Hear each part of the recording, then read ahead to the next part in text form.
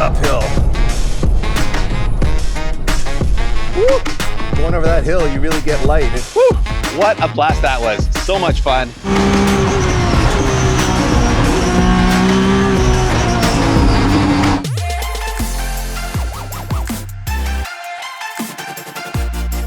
Welcome to the Model 3 Challenge with GridLife and Mountain Pass Performance. We're here at beautiful Lime Rock Park in Connecticut, one of the most scenic racetracks in the world. And for a few years now, Mountain Pass Performance and GridLife have been partnering on this Model 3 Challenge series, which is a really unique idea. First of all, bringing EVs to a GridLife event I think is really cool and interesting. You know, it's a way of introducing EVs as a potential track car, as an enthusiast car to this audience. And man, I think it's a huge success because these cars are super fun to drive, as Pete and I have both experienced in practice earlier.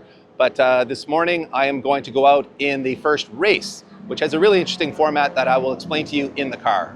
All right, off we go on to Lime Rock Park. What a beautiful little racetrack this is. And I am, of course, in the Mountain Pass Performance, brand new Model 3 Performance. Guy in front of me warming up his tires. Some of these guys are on very sticky 200 tread wear, you know, like Bridgestone RE71 RSs, that kind of stuff. We are on a, I think, 340 tread wear Hankook, which is not nearly as sticky. So even though we are in the highest performing version of the Model 3, we're not on the highest performing version of the tire, or the optional tire, I guess you could say. And we're also, I believe, all running in what's called limited power mode. So all of these cars have the same power level. And that's designed to obviously make this series more competitive and more exciting. And they have a really interesting rule set where we go out in a parade lap here based on qualifying lap times. And you're meant to have a 5-car gap between cars here. And when we come around to the front, the pace car will pull off and we'll all take off. And then if you can get within a couple of car lengths of the car in front of you in what is called the, oh gosh, it's a zone up here after the uphill jump. If you can get close enough there, then the car that you've caught has to give you a pass on the front straight here. So this is almost like a toge battle in a sense, where you're chasing the car in front of you as hard as you can. Oh boy, it looks like we're going. And if you can catch up to them by that indicated zone, after the uphill area, then you get the pass on the front straight automatically. So that's sort of the name of the game here, is to catch people in that zone. And if you do, then you've earned the pass on the front straight. So you're trying to move up in the run order. So it is a race in a sense, kind of gives you a taste of wheel-to-wheel racing, but in a very, you know, safe, controlled manner. So what an interesting idea, what a cool rule set, what a cool format, and what a cool way to showcase the fun and performance that you can have in one of these Model 3s. I am definitely a fan.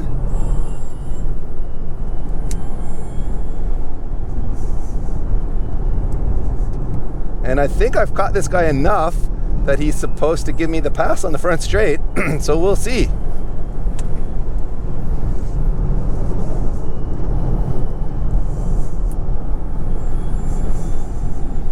Here we go. Wow, this thing is a rocket ship. Not familiar enough with this track to really know the braking zone, but I do find you want to kind of stay down in the slot here in turn 1, which they call Big Bend.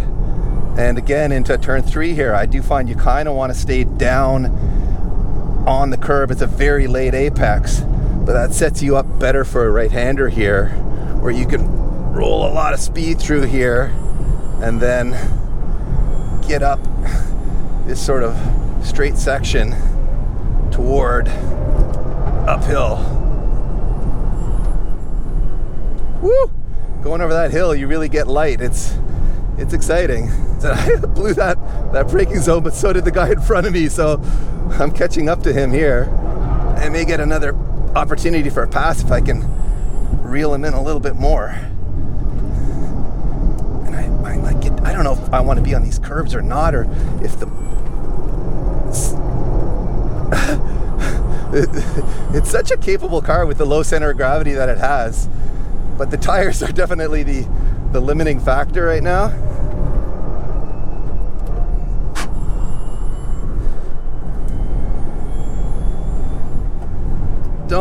think I quite got into the passing zone there. It's a really short zone, actually. So you really have to tighten up at the end of that back straight. Oh, he's giving me the pass by, okay. Windows, oh, okay. Windows, I don't have my windows down. Idiot.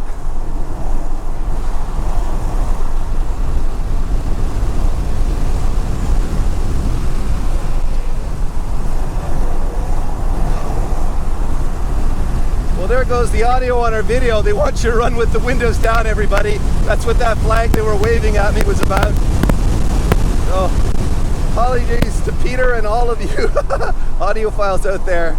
You now get to hear wind noise and more tire noise too. I think I got a guy on my tail here, so I'm gonna have to give him a wave by in the front straight because he's gonna be in this passing zone.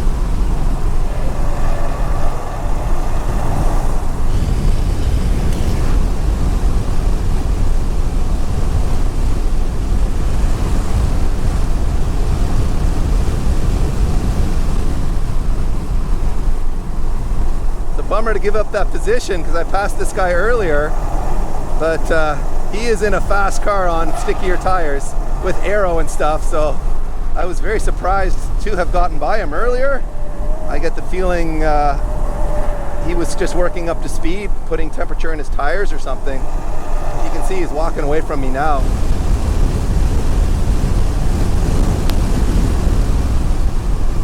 All right, guys, that is race 1 in the books, and what a fun car and what a fun series.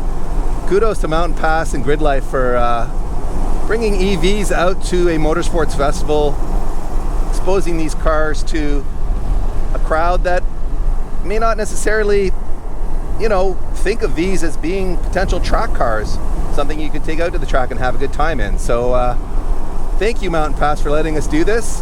What a fun car to drive. Woo!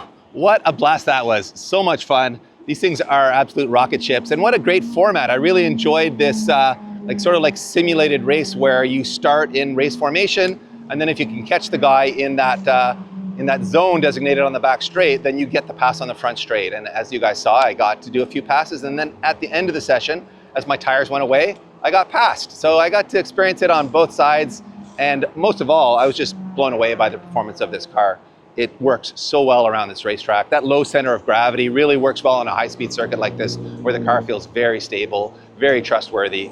And you don't have to worry about throwing rods, ventilating blocks. This is a bulletproof drivetrain, obviously. One thing worth mentioning is this is the new Model 3 Performance, as I mentioned it on track, and that means it has more performance than a lot of the other Model 3s do. But Mountain Pass Performance has come up with an ingenious solution to make all of these cars perform at the same level. They call it their cooling party box, and it's part of this whole Motec system that they install in the car, and that allows them to give all the cars the same power level.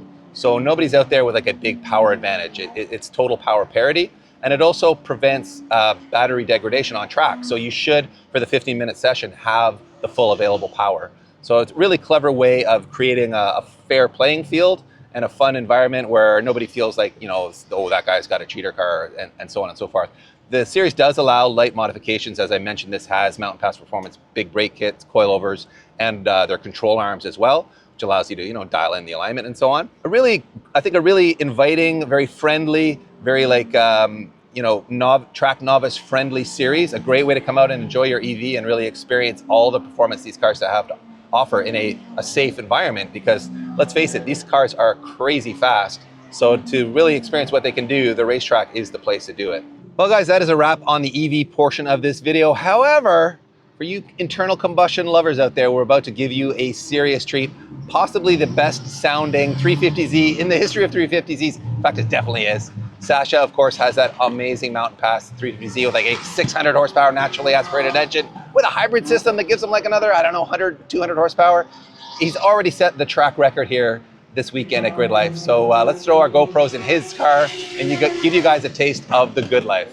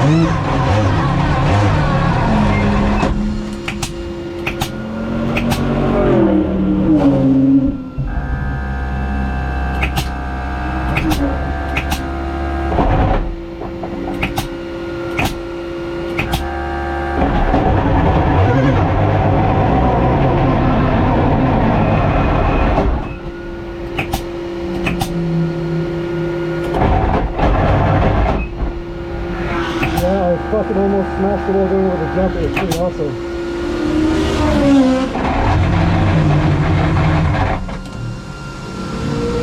Yeah, that was good.